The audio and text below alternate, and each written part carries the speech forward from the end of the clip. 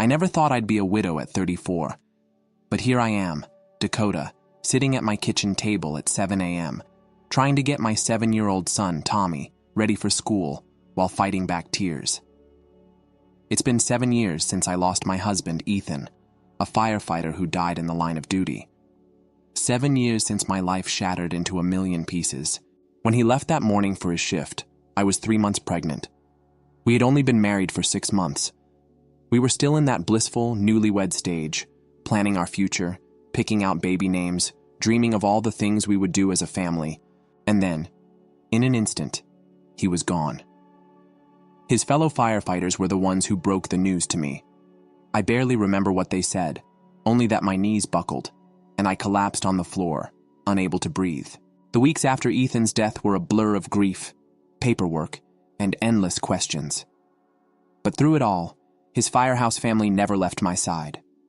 They were there for every doctor's appointment, every late-night craving, every tear-filled breakdown. When Tommy was born, they were the ones pacing outside the delivery room. They held him first, whispered stories of his father in his tiny ears, and promised to always be there for him. And they kept that promise. If only my own family had done the same. I grew up knowing that my parents, especially my mother, never really saw me the way they saw my younger sister, Rachel. She was their golden child, the one who could do no wrong. Me?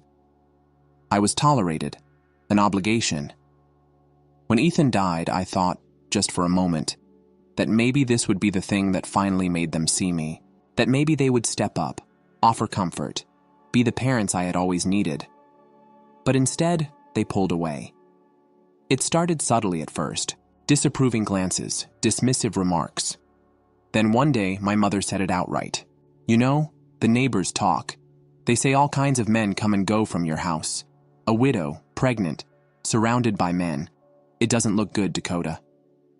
I remember gripping the armrest of my chair so tightly my knuckles turned white. "They're Ethan's brothers," I said through clenched teeth. "They're family." She sniffed. "Well, it's not what it looks like."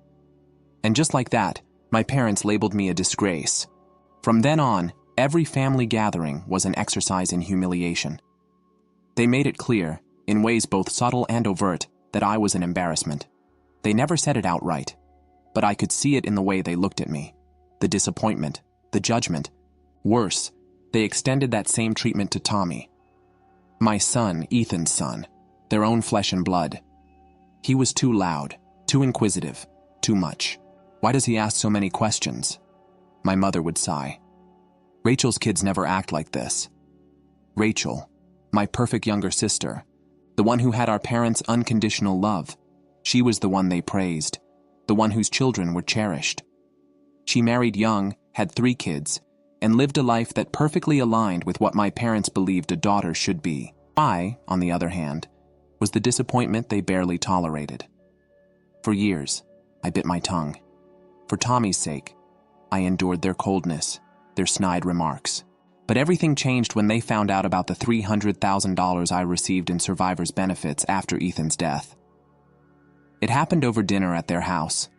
My mother had made my favorite meal, something she only did when she wanted something. My father was unusually talkative, asking about work, about Tommy, about my plans for the future. Then, just as we were finishing dessert, my mother asked, "So, Dakota, how much did the fire department give you?"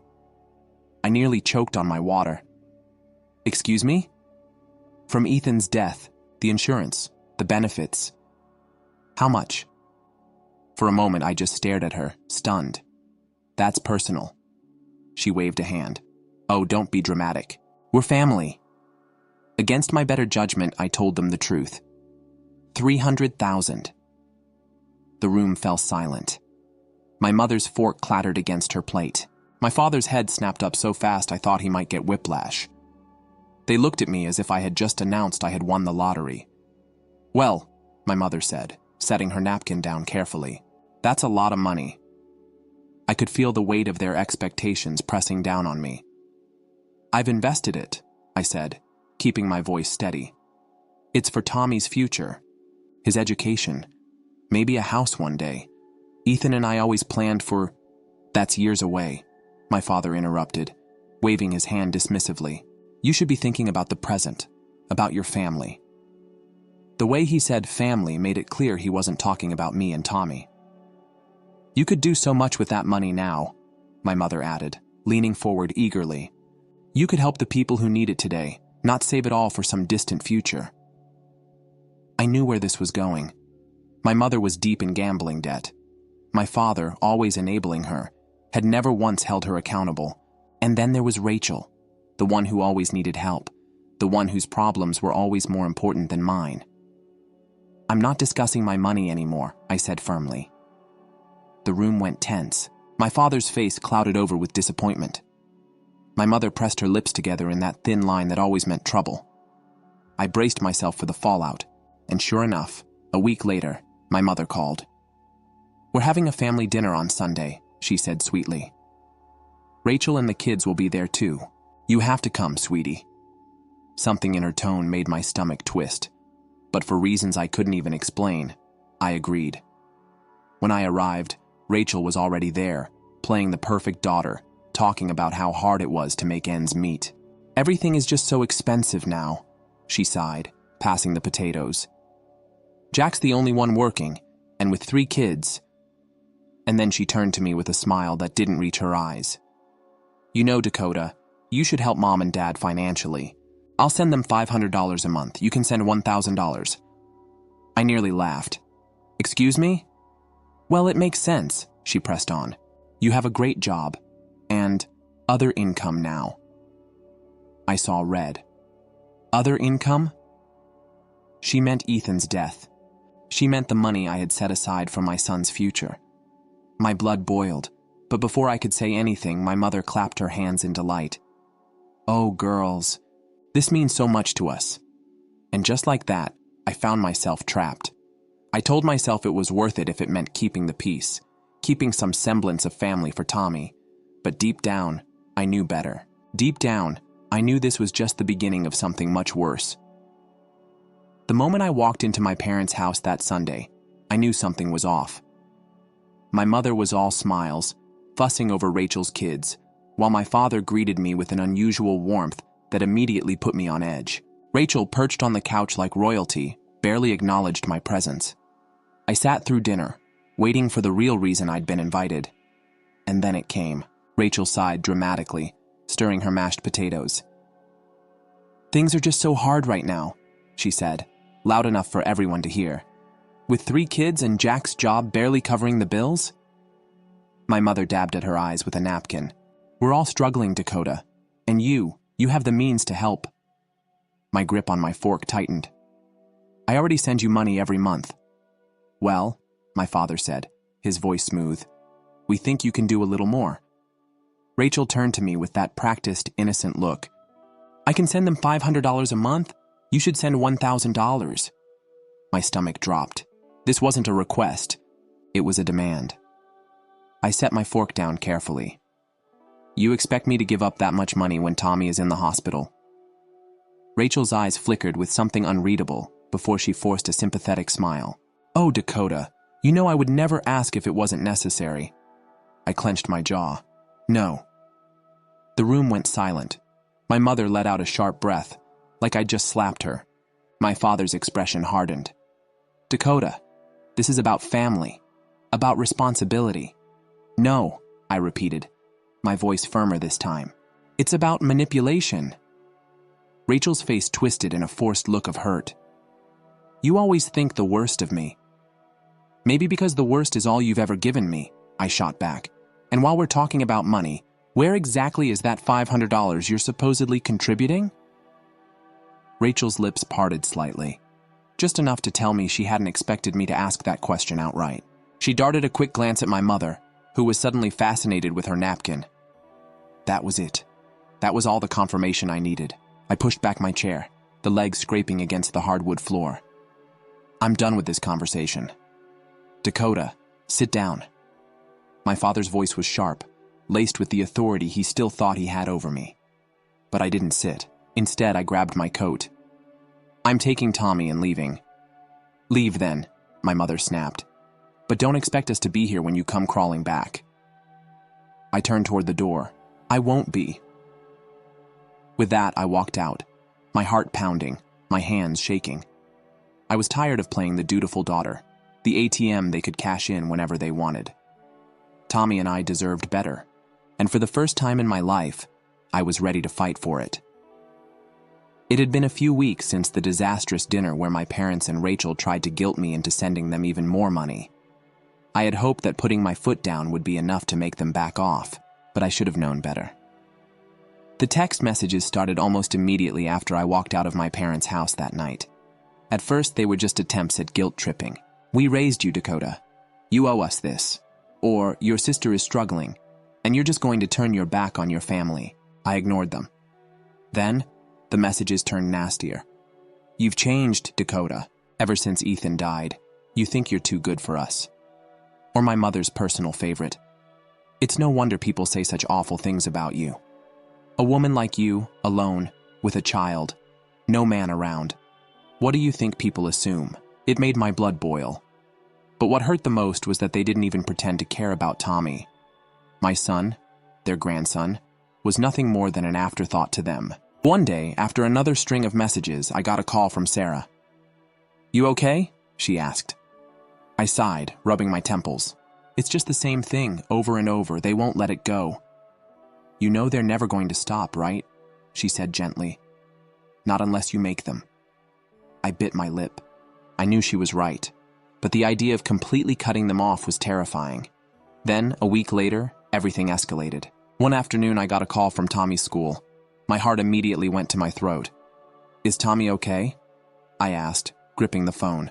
"He's fine," his teacher assured me, but I could hear the tension in her voice. "But I think you should come in." I was there in 20 minutes, rushing into the principal's office, where Tommy sat curled up in a chair, looking small and scared. When he saw me, he ran into my arms. "What happened?" I demanded. His teacher hesitated. Tommy got upset after some of the kids said something to him at lunch. He wouldn't tell me exactly what, but it really shook him. I knelt down in front of him. "Tommy, sweetheart, what's wrong?" Tears welled up in his big blue eyes. "Rachel's kids said, they said I don't have a real dad, that I was a mistake." My stomach twisted into knots. I should have seen this coming. Rachel had been poisoning my family against me for years. Of course, she would do the same to her own children. And now they were taking it out on Tommy. I clenched my fists. Enough was enough. That night, I gathered every text message, every bank statement proving my parents had been leeching off me. I compiled it all, and I waited. A week later, my parents invited me to their big New Year's Eve party. I went, alone. The house was packed. Rachel was there, smiling like the cat that got the cream, her kids running around. My parents greeted me like nothing had ever happened. And then, in the middle of dinner, I stood up. "Since we're all here," I said, my voice carrying over the chatter, "I think it's time we talked about the truth." The room fell silent. I pulled out my phone and started reading the messages aloud, the ones where my mother insulted me, the ones where my father demanded money. Then, I held up my bank statements, showing the thousands of dollars I had given them. Then, the final blow. "And Rachel," I said, my voice steady, "tell everyone why your kids are bullying my son." Rachel's face turned pale. I don't know what you're talking about." "Tommy told me," I said. "Your kids told him he doesn't have a real father, that he was a mistake." Gasps filled the room. My father turned to her. "Is this true?" Rachel stammered. I turned to my parents. "And do you want to know why Rachel hates me so much? Why has she been trying to ruin my life?" I looked directly at Rachel. "Because she was in love with Ethan, and she could never stand that he chose me." A stunned silence filled the room. Rachel's husband stood up, his face red with fury. "Is that true?" I was young," Rachel started, but her husband wasn't listening. "This is disgusting," he spat. "You've lied to me for years." He turned to me. "Dakota, I am so sorry." He stormed out, taking their kids with him. I turned back to my parents. "And you two, don't ever contact me again." My mother looked horrified. My father just stared. I left, feeling lighter than I had in years. That night, I blocked their numbers. Tommy and I spent New Year's Eve with Sarah and Jim, surrounded by love, surrounded by people who truly cared. And for the first time in a long, long time, I felt free. The morning after the New Year's Eve party, I woke up feeling something I hadn't felt in a long time. Relief. I had finally severed ties with my toxic family, and I had no regrets. But that relief was short-lived. My phone vibrated nonstop with messages from my mother, my father, and even Rachel. I didn't need to read them to know they weren't apologies. Sarah and Jim had insisted that Tommy and I stay the night with them. When I stepped into the kitchen that morning, the smell of fresh coffee and pancakes filled the air. Tommy sat at the table, giggling as Jim showed him how to flip a pancake. "Good morning, sweetheart," Sarah greeted me softly. She must have seen the look on my face because she immediately asked, "They're still messaging you, aren't they?" I sighed, setting my phone on the counter. "They won't stop." Jim frowned, flipping another pancake. "Then block them." I nodded. "I already did. But I know my mother. She won't stop that easily." Sarah placed a gentle hand on mine. "You're not alone in this, Dakota. You have us." I looked at her, overwhelmed with gratitude. "Thank you for everything." She smiled. "You don't have to thank us. You're family." Those words meant more to me than she would ever know. The fallout from my public confrontation at the party was worse than I had anticipated. My parents had spent years curating their perfect image, and I had shattered it in front of everyone. I heard from distant relatives who had been at the party. Many of them were disgusted by what my parents and Rachel had done. Some reached out to me, offering support. Others simply cut ties with my parents and Rachel altogether. And then, of course, there was Rachel's husband, Jack. A week after the party, he called me. "I just wanted to say thank you," he said. "I never would have known the truth if you hadn't exposed it." I hesitated. "Jack, I didn't do it for you." "I know," he admitted. "But I'm grateful anyway. I filed for divorce." I wasn't surprised. "What about the kids?" "I'm fighting for full custody," he said firmly. "They deserve better than to be raised by someone like Rachel." I wish him luck. Meanwhile, my parents had doubled down. Unable to manipulate me, they turned to the one thing they had left: lies. Rumors started spreading about me, that I was unstable, that I had stolen money from my own parents, that I was keeping Tommy away from his real family out of spite. I ignored it at first. But then one day, I got a letter from a lawyer. My parents were suing me for financial support. I couldn't believe it. After everything they had done, after the thousands of dollars I had given them, they still wanted more. I immediately called my lawyer. "This is ridiculous," I said. "They have no case." He agreed. "It won't hold up in court, but they're hoping to drain you financially with legal fees until you give in." What was their plan? To wear me down until I had no choice but to pay them. They underestimated me. The court battle was exhausting. My parents painted themselves as the victims, claiming they were elderly and struggling financially while their ungrateful daughter abandoned them. Rachel even took the stand, pretending to be the heartbroken sister who only wanted to mend our family. But I had evidence. I presented years' worth of bank statements showing my payments to them. I showed the text messages where they manipulated me. And when my lawyer questioned my mother about her gambling debt, her facade cracked. The judge saw right through their lies. The case was dismissed. And just like that, my parents lost their last chance to control me. After the case, I changed my number. I moved to a new house. I made it impossible for them to ever contact me again. For the first time in my life, I was free. Tommy flourished. He had always been a bright, curious kid, but now, without the weight of my toxic family hanging over us, he truly thrived. And as for me, for the first time in years, I was truly happy. The months following the court case were the quietest of my life. The silence wasn't lonely. It was liberating. For the first time, I wasn't living under the shadow of my parents' expectations, their manipulation, or their relentless need to control me. I was free, and Tommy was thriving. Sarah and Jim continued to be our greatest support system. They never let Tommy feel the absence of my parents. They took him to the park, attended his school functions, and treated him as their own grandchild in every way that mattered. One evening, as I was watching Tommy build a model fire station in the living room, Jim sat beside me. "He's got Ethan's determination," he mused, nodding toward Tommy. "And your strength." I smiled, feeling a lump in my throat. "I just want him to grow up knowing he's loved." Jim put a reassuring hand on my shoulder. "He already does." But my past wasn't done haunting me just yet. One afternoon, as I picked Tommy up from school, his teacher, Mrs. Randall, pulled me aside. "Dakota, can we talk for a moment?" My heart clenched. "Of course. Is something wrong?" She hesitated before saying, "Tommy's been asking a lot of questions about his father lately, more than usual." I glanced at Tommy, who was sitting on a bench, quietly watching the other kids. "Has something happened?" Mrs. Randall signed. "Some of the older kids made comments about him not having a dad. It seems like they overheard things from their parents." I knew exactly what that meant.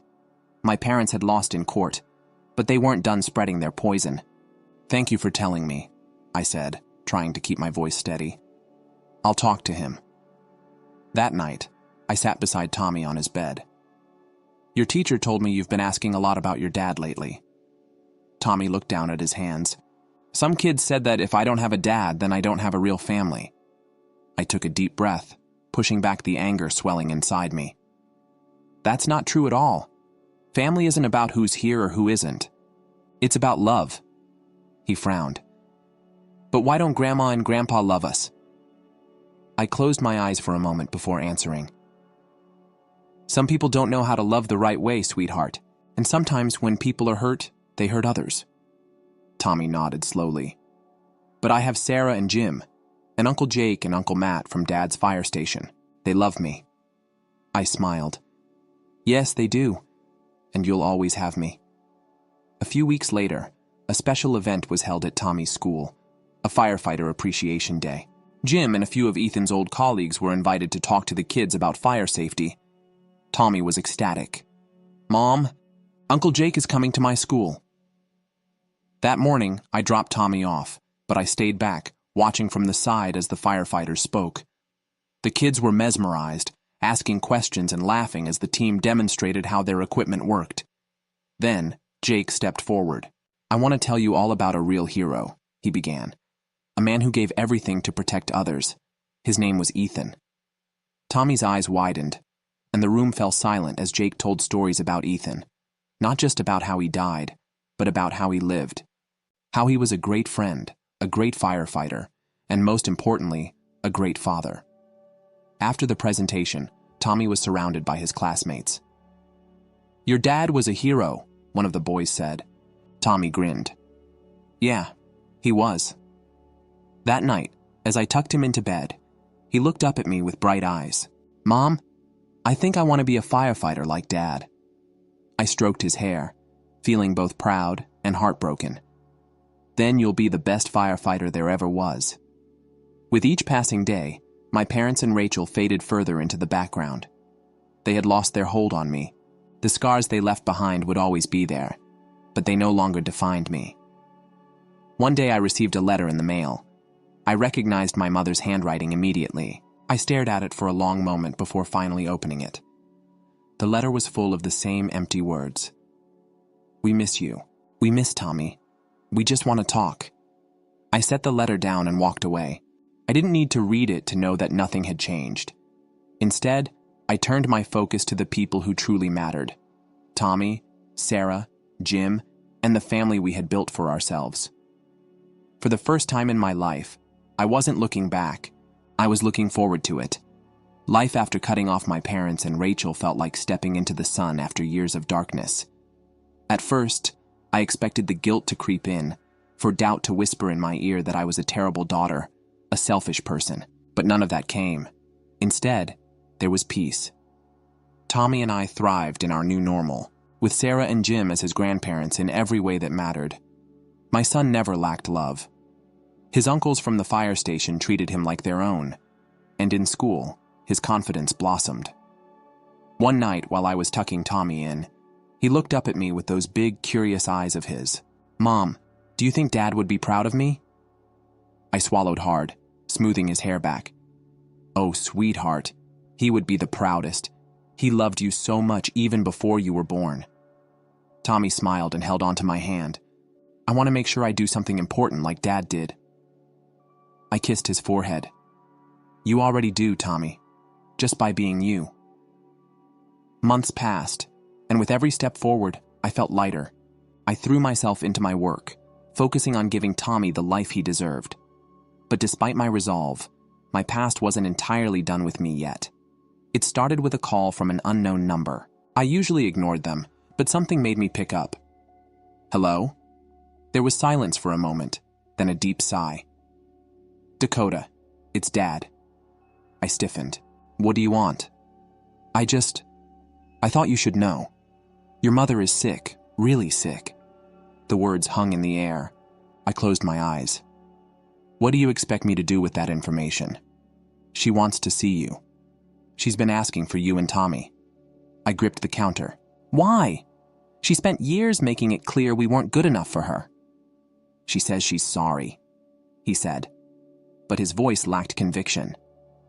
She wants to make things right. I let out a bitter laugh. Now that she's sick, she wants forgiveness?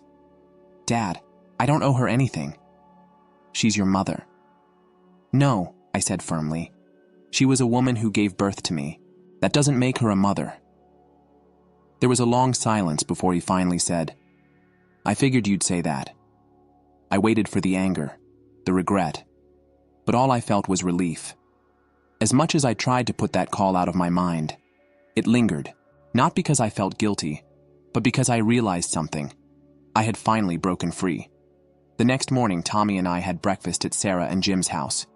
As we ate, I looked around the table. Laughter filled the room. Warmth radiated from every person here.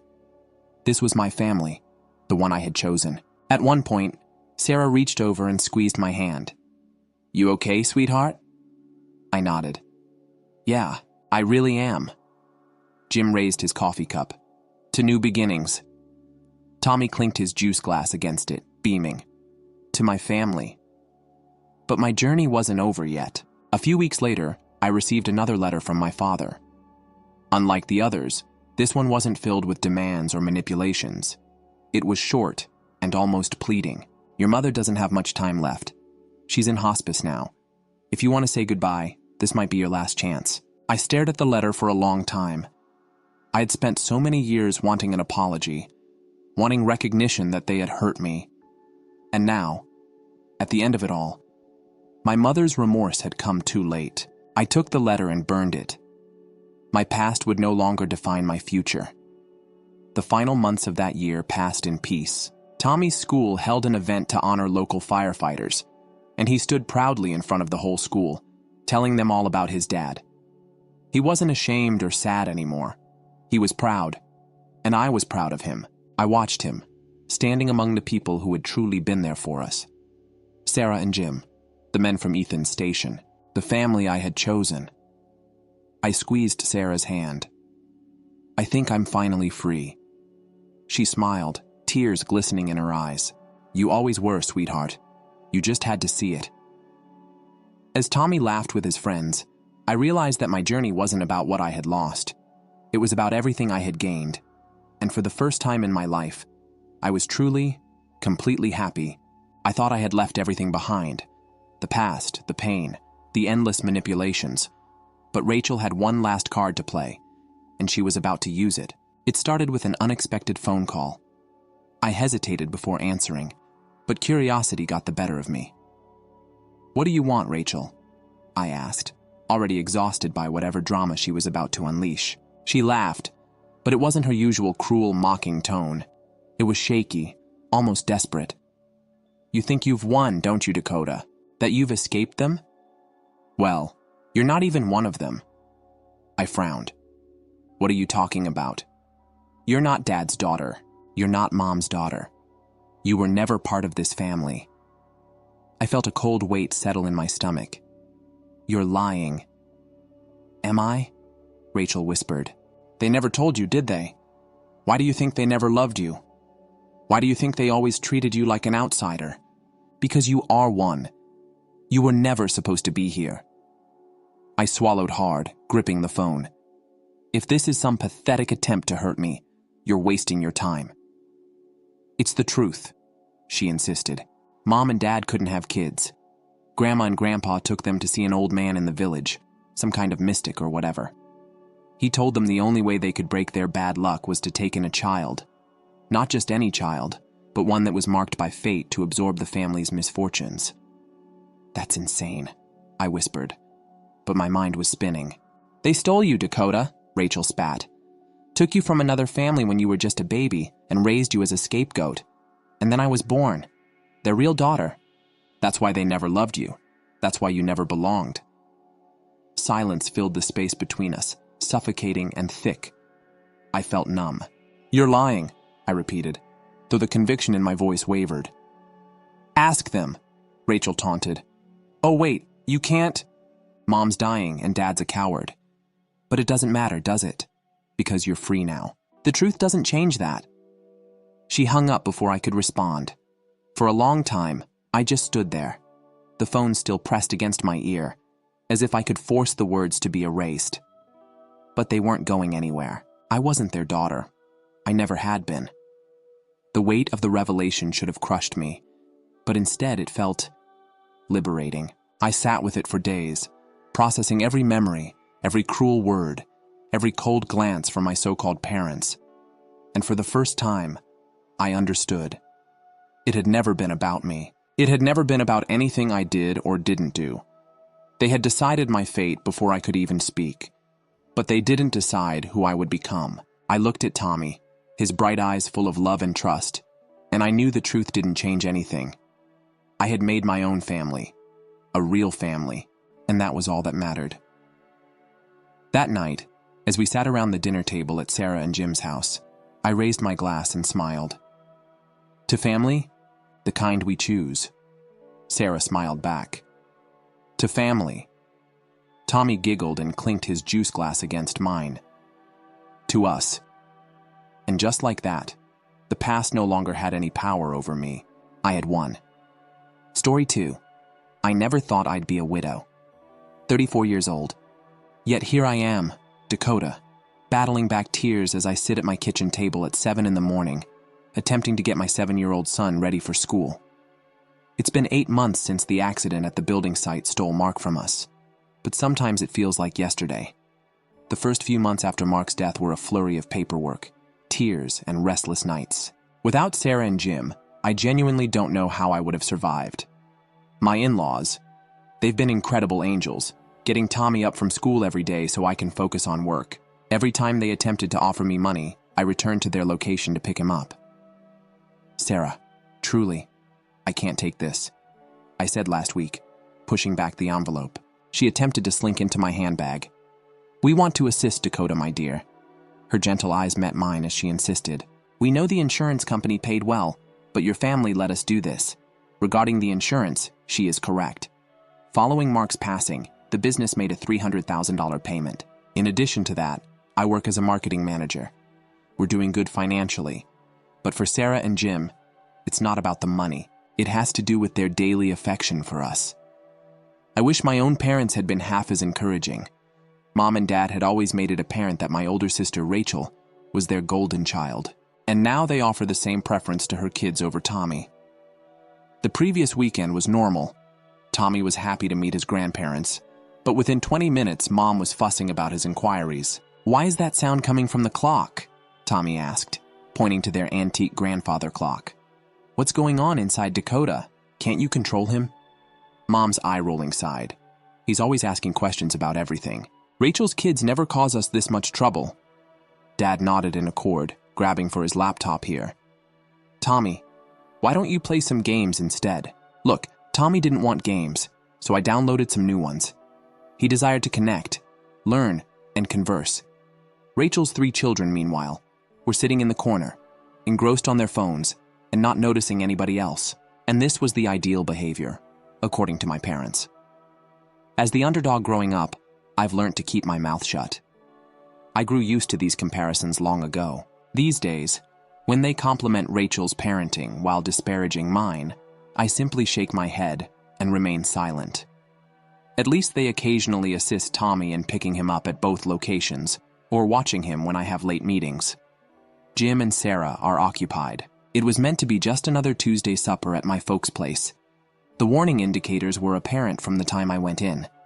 My favorite lasagna was prepared by Mom, who only makes it when she feels like it.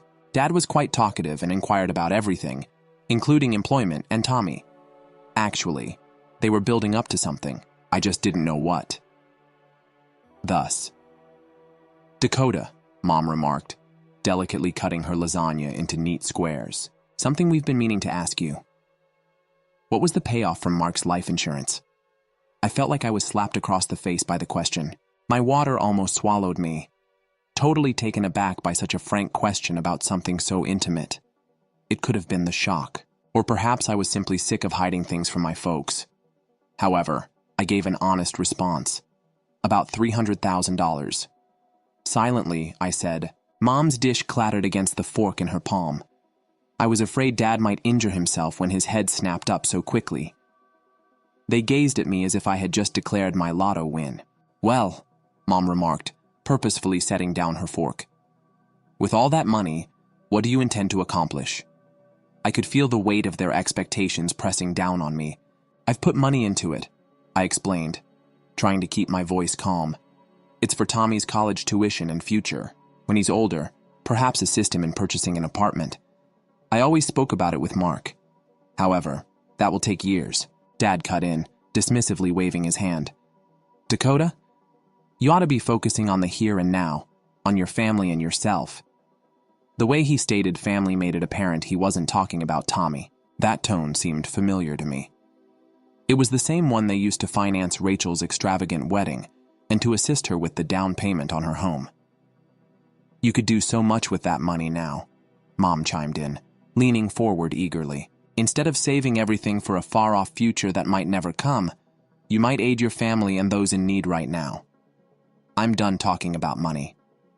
With a stronger tone than I meant, I interrupted her. The ensuing hush was deafening. They both sat back. That old disappointment that I had witnessed so often as a child clouded Dad's features. Mom squeezed her lips together in that narrow line that usually signified disaster. The only sound to break the strained stillness for the remainder of the supper was the scratching of forks against plates. That should be the end of it, I thought. Knowing my parents, I anticipated that they would ignore me for a minimum of 1 month. When I didn't meet their standards, that's what they always did. However, I was shocked when my mother phoned a week later. As if nothing had happened, she said warmly, "We're having a family dinner on Sunday. The children and Rachel will also be present. Sweetheart, you must come." I agreed, but there was something unsettling about her tone. Rachel was there with her 3 children, all of whom were engrossed to their phones, when I got there that Sunday.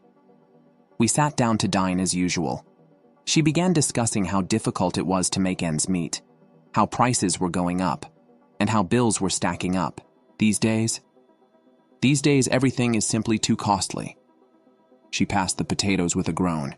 These days, your father and I hardly have enough to live a regular existence. Rachel cleared her throat and straightened her posture as her mother wiped at her eyes with a serviette while discussing the rising cost of groceries and utilities. With the same self-righteous air she'd had since we were children, she looked around the table and declared, "I've been thinking. Dakota and I ought to provide financial support to Mom and Dad. Each month, I'll give them $500. You know how it is, but I wish I could do more. The only one working is Jack, and with 3 kids," she trailed off, letting it soak in before turning to me with a smile that didn't reach her eyes. "But you, Dakota, you should send them $1,000 monthly. I'm sorry. My water almost swallowed me." "It makes logic, all right," Rachel persisted. "You only have 1 child to support, and you weren't doing very well at your job. Plus, with your situation, you have other income now."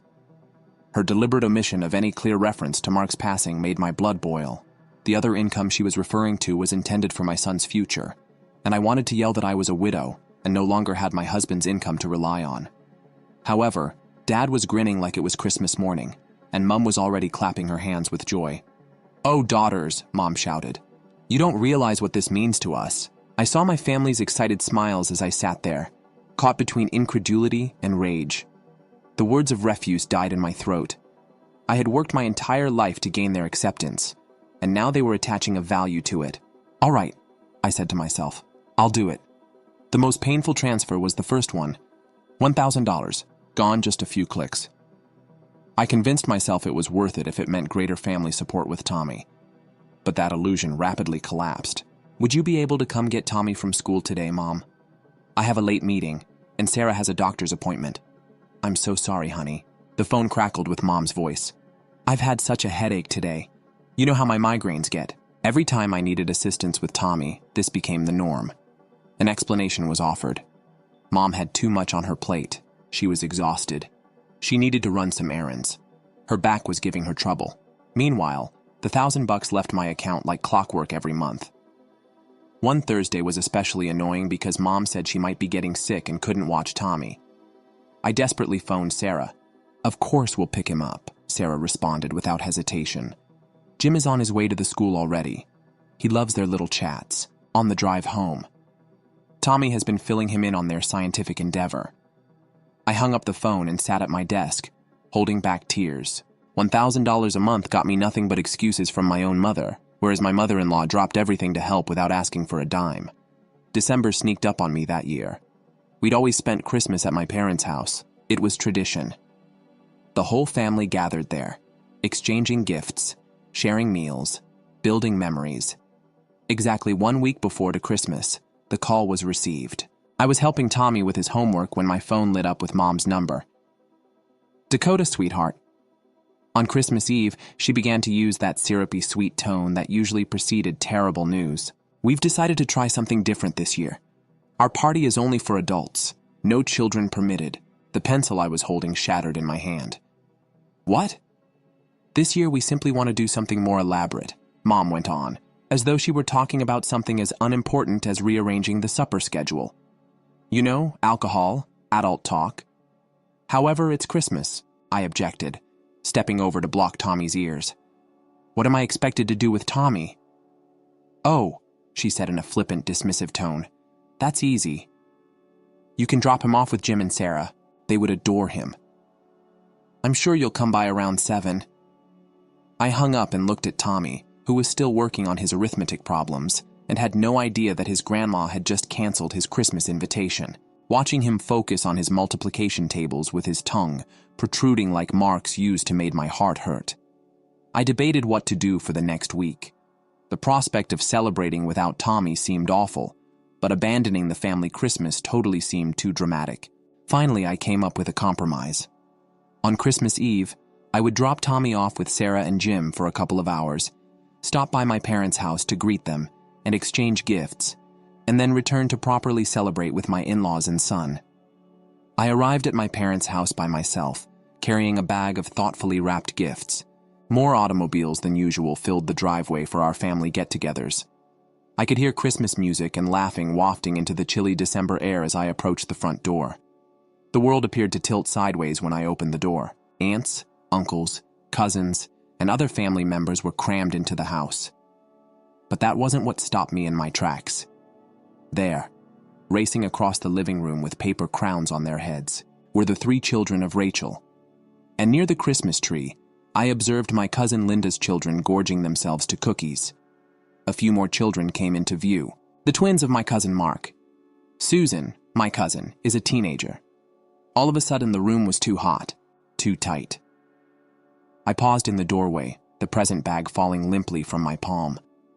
As the truth of the situation struck in, this was by no means an adult-only party. Only my son wasn't invited to the celebration. My mind was having trouble processing the image in front of me as I remained still in the doorway. It was my recollection that initially identified me. Dakota, my love. She hurried to give me a hug before casting an apprehensive glance around. Tommy, where are you? Don't tell me he's sick on Christmas Eve. Before I could speak, my cousin Peter piped in. Yes. Where's our favorite little scientist? Jake has been eager to show him his new set of chemistry. The same question was asked by other family members who gathered around. Where was Tommy? Why had I come alone?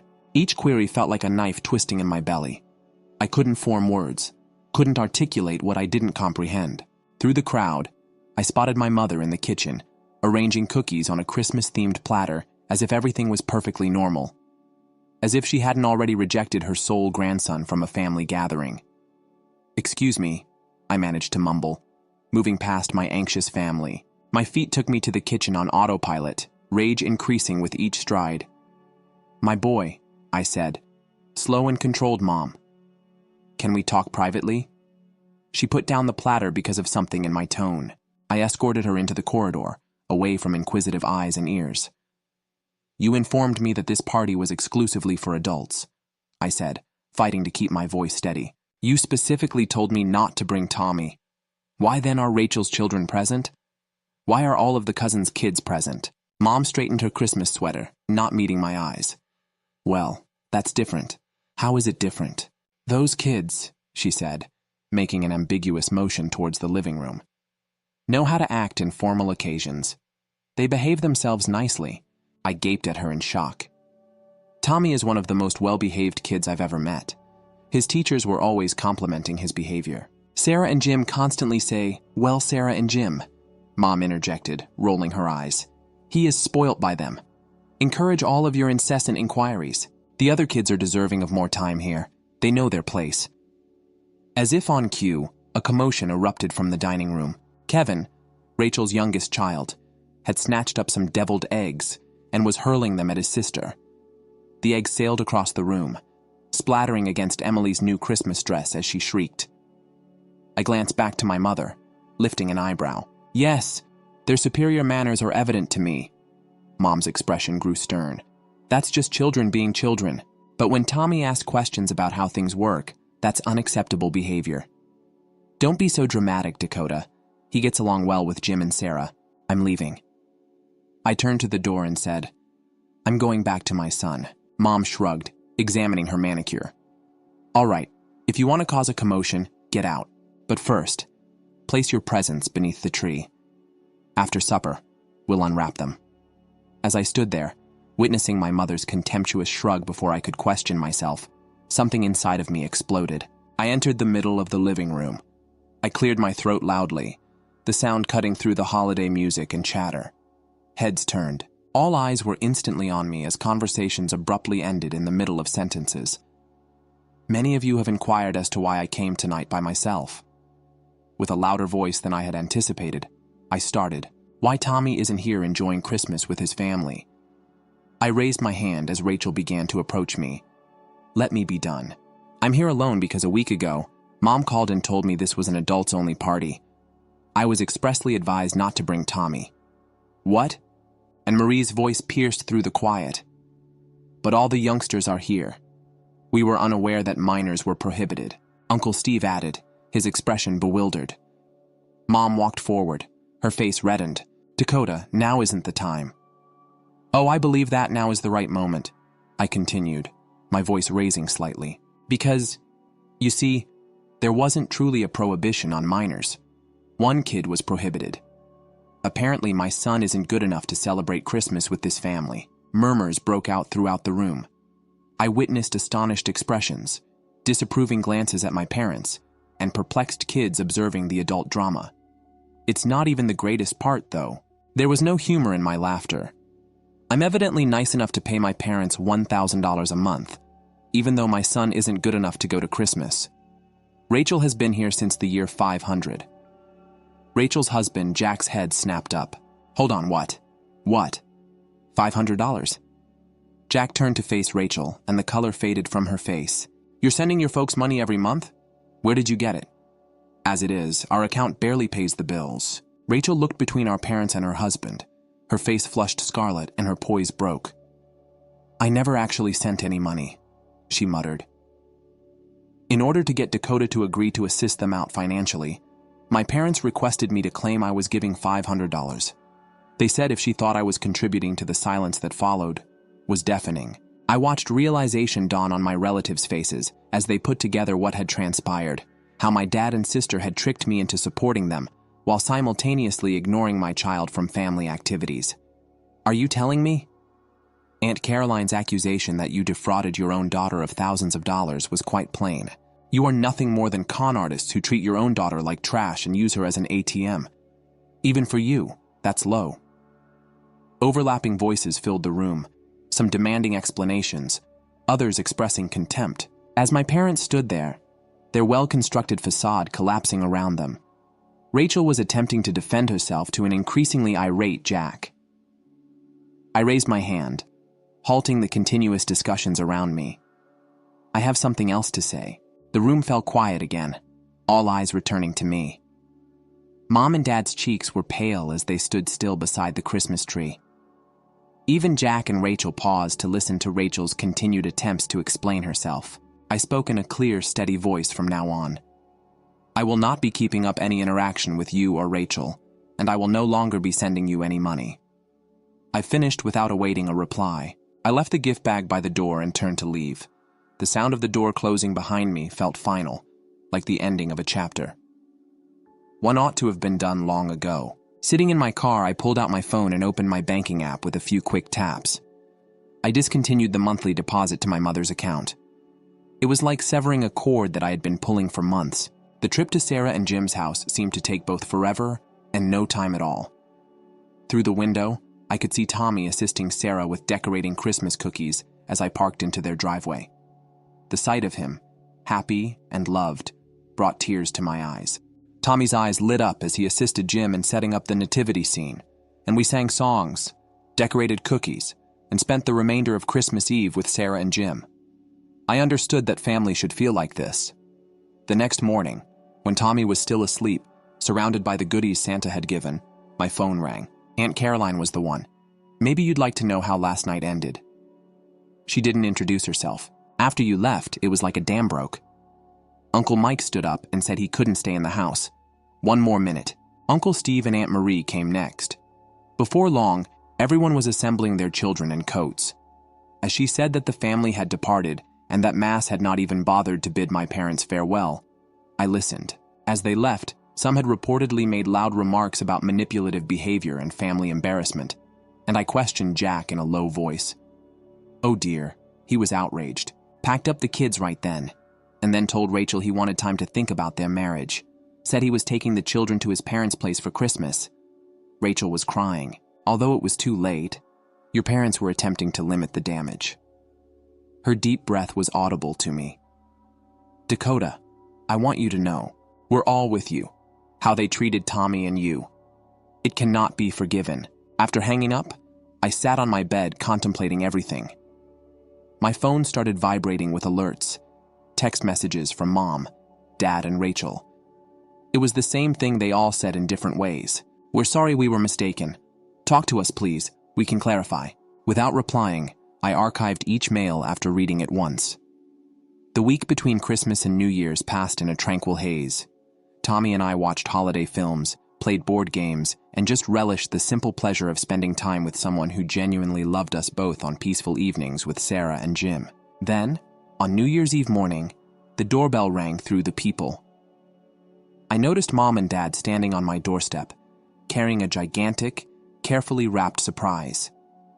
As I contemplated opening the door, my heart pounded against my ribs. "Dakota, we know you're home!" Mom yelled out. The sound of her voice echoed through the door. "We just want to chat, please." I hesitated for a second before opening the door, but I remained firmly in the doorway, preventing them from entering. They seemed smaller, yet less threatening than they did a week before. "For Tommy, we brought this," Dad remarked, holding out the box. I drew the wrapping paper. I could make out the branding of a high-end electronics retailer. "He doesn't need it," I said, making no attempt to receive the present.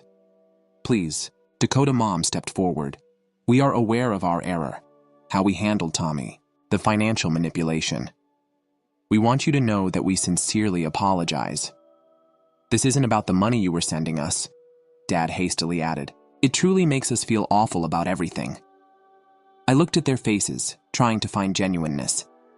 "Are you sorry because you know you made a mistake? Were you regretful because the entire family knows what you did and won't speak to you anymore?" They looked at each other, and I had my response in that one gaze. "I think you should go." Silently, I said, "You don't have my faith. I also don't believe you. No more. But we're family. Mom objected. Her eyes were filled with tears. No, I gave a head shake. Family members don't control one another. A child's family does not deny them Christmas. Family doesn't plot and tell lies to obtain funds. What you did. Family isn't that. They departed finally, still carrying the undesired present, their apologies lingering behind them as they headed to their car. I was relieved rather than saddened as I watched them drive away. In the months that followed, I remained true to my choice. I didn't pick up their phone or reply to their messages. I blocked Rachel's number when she attempted to contact me. The money I had been sending to my parents went into Tommy's college fund instead. The interesting thing about eliminating toxic individuals out of your life is how much room it gives for healthier connections to flourish. And Caroline started inviting us over for Sunday dinners. Uncle Mike and his wife brought us over for barbecues, where Tommy could play with his cousins. Everyone made an effort to include him, inquire about his hobbies, and support his inquiries. Mom, why does Uncle Mike's pool have that terrible smell? One summer afternoon, Tommy asked. That's the chlorine, buddy. Uncle Mike reacted before I could, starting into an explanation about water treatment and chemical processes that had Tommy intrigued. I witnessed my son grow under the care and love of family members who truly wanted to know him, not alter him. He started calling Sarah and Jim Grandma and Grandpa exclusively now, and they continued to be our rocks, our safe harbor in any storm. Story 3. My name is Michelle, and I'm what most people would call successful. I am a 26-year-old investment manager at one of the city's leading companies. Even though I rent a lovely flat, I still have a solid career and enough money saved up to eventually purchase a home of my own. No loans, no mortgage, just how I want it. Prior to the phone call from Apsara, everything was proceeding as planned. Are you coming this year for Thanksgiving, Michelle, honey? Her warm voice brought a smile to my face, and Sarah had been more of a mother to me than my actual mother ever was.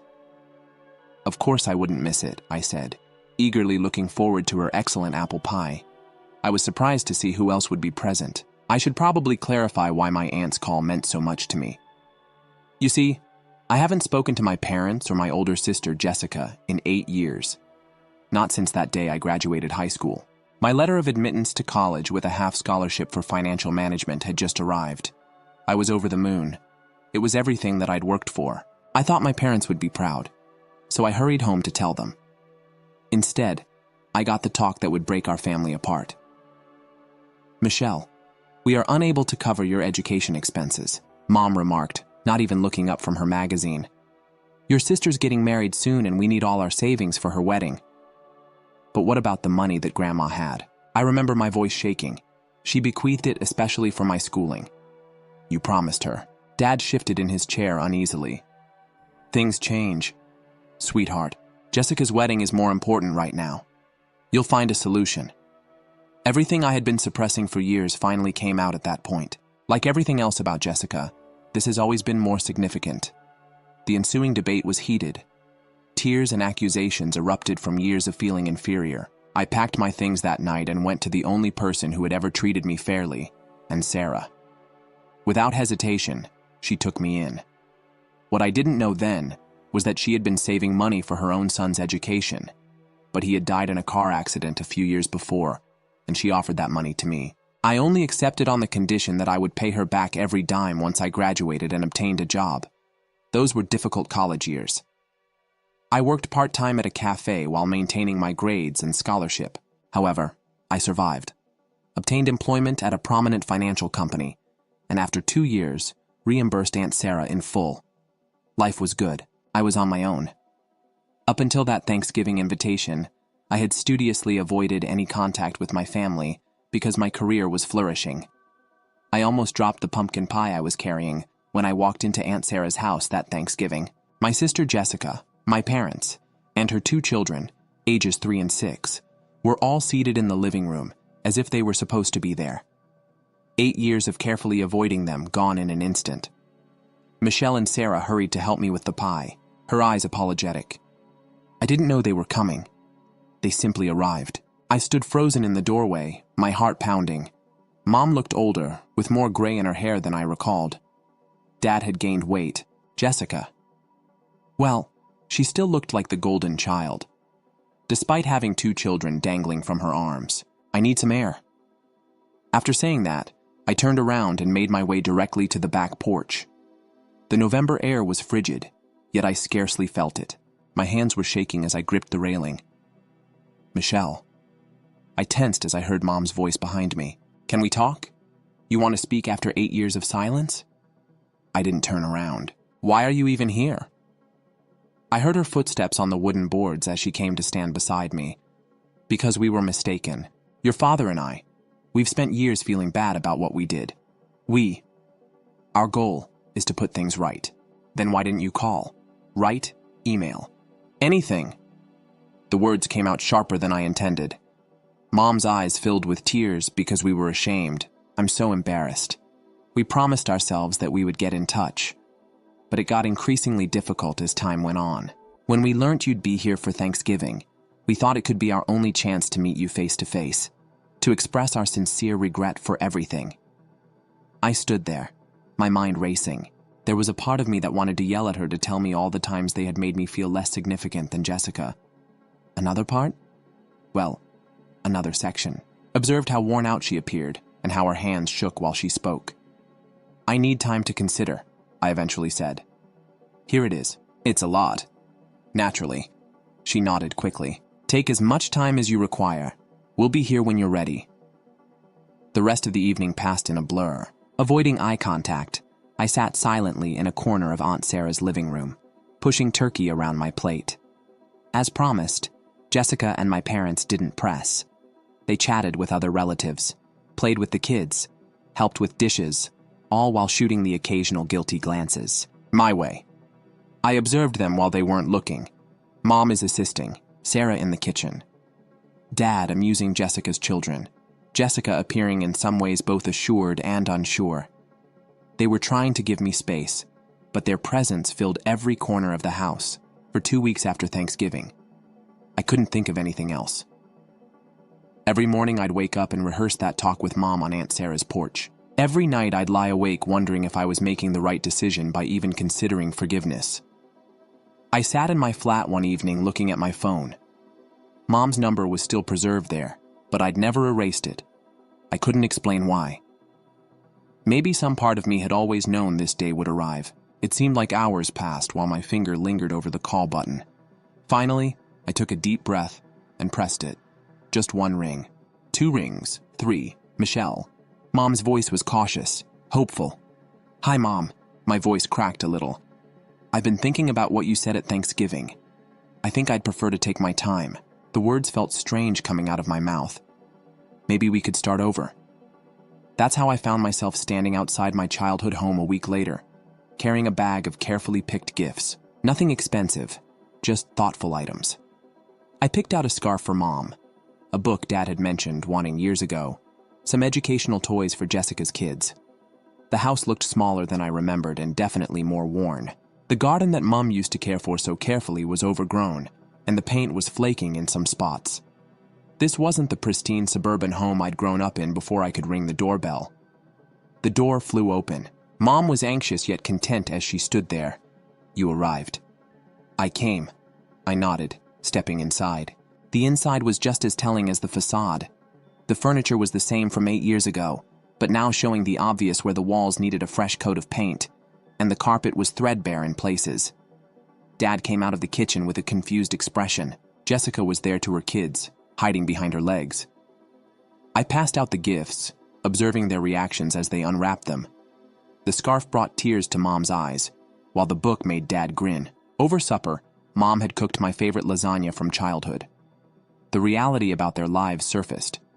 Jessica had to return home with the children after her marriage ended horribly 2 years prior. Mom's health problems had reduced her to part-time work at the library, and Dad had been forced to take a lower-paying position after his company downsized. Michelle, how about you? Jessica pushed her food carefully around her plate and asked, How is work going? Good, I said, attempting to keep my tone neutral. I'm at Morton & Associates now. It's a significant downtown investment. The rest of the evening continued like that. Thorough discussion steered clear of subjects and an underlying conflict that no one wanted to discuss. We were all trying so hard to be normal that it felt anything but. Something changed throughout the ensuing weeks. During lunch breaks, Jessica began to visit my office, typically bringing 2 cups of coffee from the downstairs cafe. We would reminisce about 8 years of lost conversations while sitting in the building's courtyard. She told me about her failed marriage, how her ex-husband turned out to be terrible with money, and even worse, with commitment. I started to genuinely look forward to family gatherings as Christmas drew near. But first, I had an essential stop to make. A coffee maker. Aunt Sarah giggled as she received her present. "Are you trying to tell me anything about my instant coffee?" "Perhaps." I smiled and gave her a strong hug. "Aunt Sarah, thank you for everything. For being there when I needed you most." She held me at arm's length, analyzing my face. "Are you happy, sweetie? Given the state of affairs in your family?" "I guess I am," I said, surprised myself with how real that seemed. Now it's different. The tense dinner from my first visit was nothing like the better Christmas at my parents' house. Dad was really singing songs while assisting in the kitchen, and Mom had decorated every square inch of the space. After seeing their gifts, a science kit for Emily, and a collection of toy dinosaurs for Jack and Michelle, Jessica's children, Emily and Jack, had finally warmed up to me. They'd squeal, climbing all over me. "Can you assist us in constructing the volcano?" Watching them play with their new toys, I realized how much I'd missed having a family. Even Mom and Dad seemed more relaxed, laughing and joking like they used to when I was little. After several months, we settled into a routine. Sunday dinners started to become commonplace. Jessica and I had our coffee dates. Then came the spring break excursion. I hadn't planned it. Actually, I just overheard Mom mentioning how the kids had never seen the ocean. "Let's go," I said without thinking. "Next week I'll book everything." That excursion was fantastic, observing Emily and Jack's reactions when they first saw the water. Hearing their squeals as they jumped over waves, constructing sandcastles with my father, just like I did when I was younger. It was worth every cent. I wasn't totally shocked when Mom and Dad asked to speak with me one evening after dinner, because after the trip, everything felt even more natural. The plumbing in the house, Dad started looking uncomfortable. "It's not good. We hate to ask, but we've been putting off repairs." Mom jumped in, "But we could really use some help." I wrote them a check right there. It wasn't a small amount, but seeing their relief made it worth it. After that, there were other requests, nothing out of the ordinary. A new water heater, when the elderly one passed away. Help with Jessica's kids, school supplies, small things that family helps each other with. Mom dropped the bomb during a typical Sunday dinner. She had pushed her food around her plate rather than eating, and had been quieter than normal during the meal. Finally, as Dad was serving dessert, she spoke up. "I lost my job," she said, her voice cracking. "They're cutting positions at the library, and mine is one of them. I'm not sure how we're going to proceed. The medical costs, the home payments." I noticed my mother's hands quivering as she held her coffee cup, saw the worry lines developing on Dad's face. They appeared ancient, suddenly fragile. The words were out of my mouth before I could even comprehend what I was saying. "I am able to assist." I heard myself say I can afford my $1,500 a month. It's not a problem. Their features showed instant and overwhelming relief. Mom broke down once more, but this time she was happy. Dad stood up and gave me such a tight hug that I was having trouble breathing. And so started our new normal, each month as if by clockwork. I deposited the money to their account. They never asked for more than we'd agreed upon, though occasionally they'd mention needing something specific: new winter boots for Jack, or a replacement for their ancient microwave. Jessica and I got even closer at this time when I had to travel for work. I began to take her with me wherever I could. Nothing too extravagant. 3 days in Boston and a weekend in Chicago. A brief excursion to Miami. It's just sisters catching up. Life settled into a routine that was comfortable. Sunday dinners, monthly transfers, and sporadic outings with Mom for shopping, helping Jessica's kids with their homework. It wasn't ideal, but it felt like family should feel. The call that would alter everything then arrived. Mrs. Peterson, my landlady, sounded apologetic. "I need to talk to you about the flat. My grandson is graduating from college in a few months. He will be employed in the city." I did promise him the flat, though. "Oh," I said, surveying the area I had spent so much time calling home. I painted the wall a light shade of blue on a whim, the window seat where I prefer to read on rainy days. "I apologize," she said. You've been a good tenant. I'll give you plenty of time to find something else. Naturally. I hung up and sat by the window, where I always sit, thinking. I've been saving carefully all these years. Even with aiding my family, my financial portfolio was performing nicely. Maybe this wasn't a setback at all. Maybe it was the universe giving me a push. Over the course of the following several weeks, I met with my realtor, Sarah, and went at apartments after work and during my lunch breaks. I knew exactly what I wanted. Something contemporary, near the office, and spacious enough to accommodate a home office. I was particularly excited about a corner unit in a new building just 3 blocks from work. I could already envision myself here having coffee on the terrace, holding dinner parties in the open concept kitchen, but I kept it all to myself, intending to surprise my family with the news. After everything was completed, "I'm sorry, Mom, but I'm unable to attend Sunday's supper," I mentioned during our weekly call. There are some issues at work. I was browsing through paint swatches one evening when Aunt Sarah called. Her voice was tight, controlled. "Michelle, can you come over? We must speak. It's important." She appeared more anxious than I had ever seen her when I saw her pacing her kitchen. She hardly waited for me to take a seat before she started talking. "Today, I heard something," she began, her hands curled around a chilly cup of coffee. "Something you need to know?" Karen and Linda belonged to a book group. Linda and Karen, old family friends who'd known us since I was a kid, my aunt went on, painting herself with every word. They were discussing last week's encounter at the grocery store with Jessica and your parents. Apparently after you began providing them with financial support. Your family's been talking about you to a lot of people. What are you saying? Speaking, but something called was already settling in my chest. They have been referring to you as their own ATM. Behind your back, she stated frankly, making jokes about how they had found a purpose for your posh position. Jessica has been telling people that you will cover the entire cost of the vacation if she only mentions that she wants to travel somewhere. The room appeared to slant to one side. That can't be right. Sarah's voice was soft, and there's more. Now, your mother's been bragging about how she doesn't actually need to locate another work, because Michelle's good for the money. They've been joking about it. Michelle mocking your eagerness to assist them. I felt as though someone had hit me in the stomach as I sat there. Part of me wanted to deny it, to protect them, but I knew Aunt Sarah would never make this up. Abruptly, minor details began to fall into place. The way they shifted the conversation whenever my work came up. How the calls for assistance had increased in frequency. I occasionally saw them exchange calculated glances. "I'm so sorry, my love." Sarah then made a grab for my hand. "I pondered whether to tell you, but you deserve to know."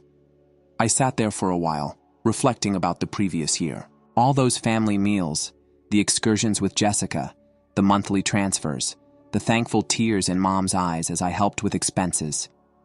Had it all been an act? Then gradually, a concept began to take shape. I had 2 packed luggage as I stepped outside my parents' house 2 days later. Having spent the morning moving all my stuff to Sarah's garage, I'd rehearsed this, prepared every detail. I inhaled deeply before pressing the doorbell. Mom opened the door. Her expression was one of surprise. "What are you doing here, Michelle? Why are the suitcases there?" Behind her, Dad and Jessica showed up equally perplexed. "Excellent." I let my lower lip tremble, blinking rapidly as if holding back tears. I lost my job. I choked out. There were budget cuts, and they found some mistakes in my work. They're making me pay back bonuses. I can't afford my place anymore. Until I got back on my feet, I hoped to be able to stay here for a few months.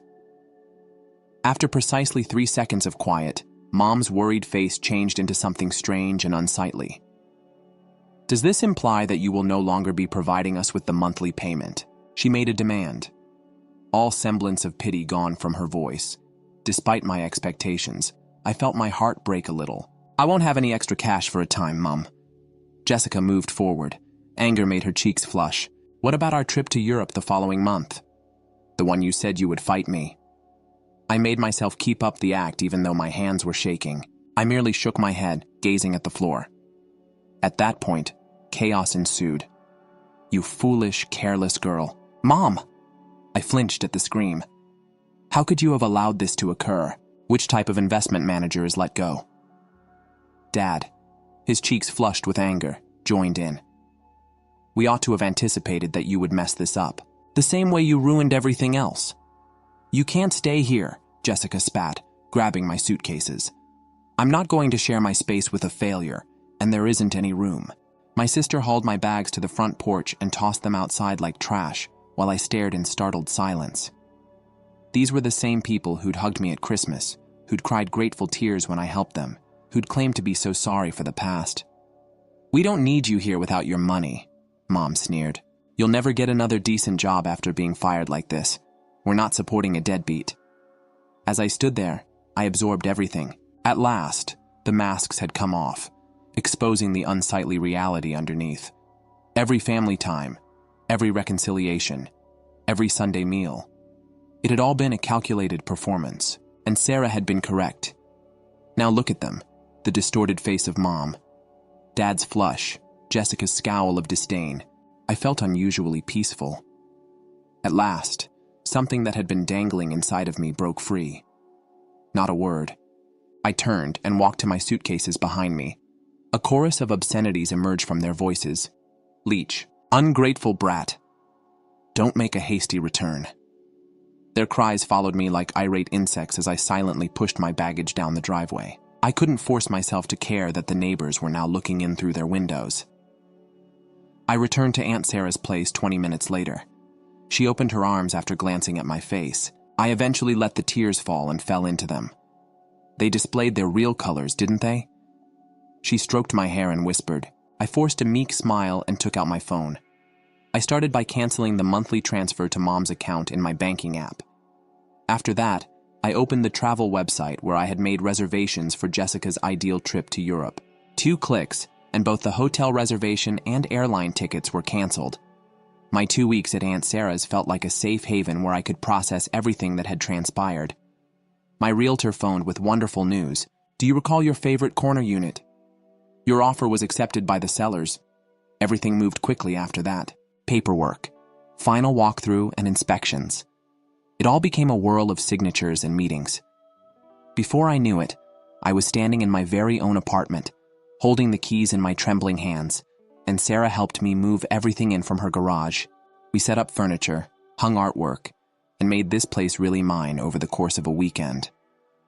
She even insisted on helping me pick out new drapes for the floor-to-ceiling windows.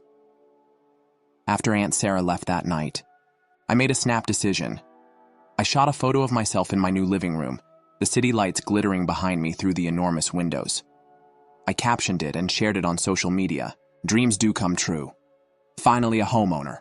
No mortgage, no loans. Just 2 years of hard work paying off. I knew what I was doing. They would see it, I knew. A part of me also desired them. Sure enough, my phone rang. The screen flashed Mom's number less than 2 hours later. I inhaled deeply before responding. "What's this picture about?"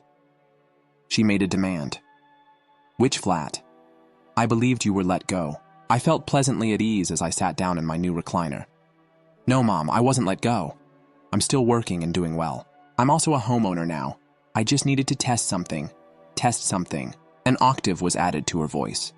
In the distance, I could hear Jessica and Dad. "Indeed. I wanted to see if you actually cared about me or just my money. I guess I got my answer when you threw my suitcases out on the porch and called me a leech." A moment of stunned silence fell. On the other end of the queue, then, mayhem broke out. Dad was yelling. Jessica was shrieking. Mom's voice became sickeningly sweet after something about deceit. "Sweetheart, we were just stunned and worried about you. We do care about you, of course. We can put this small joke of yours behind us. Everything can go back to normal." I actually laughed out loud. "Typical? You mean the place where I foot the bill while you make fun of me behind my back?